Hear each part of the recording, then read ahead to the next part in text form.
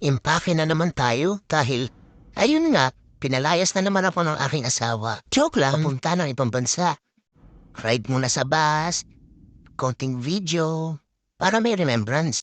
Wow, nakakita na naman ako ng tubig. Pagdating ko nga sa airport, pagkahaba-haba ng pila.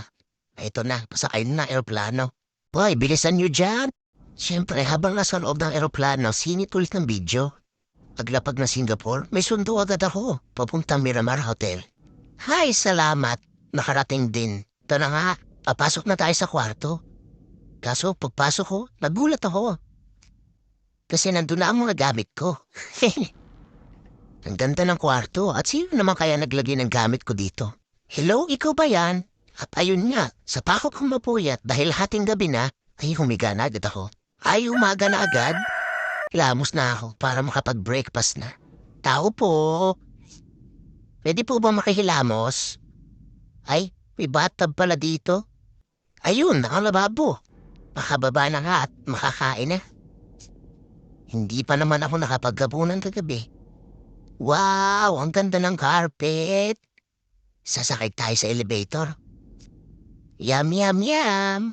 Tara, punta tayo sa piestahan. Wow, ang dami nilang handa to breakfast. Ganda naman pala dito sa Miramar Hotel. Sulit na sulit. Breakfast buffet. Sa sobrang dami, hindi ko alam kung anong kakainin ko.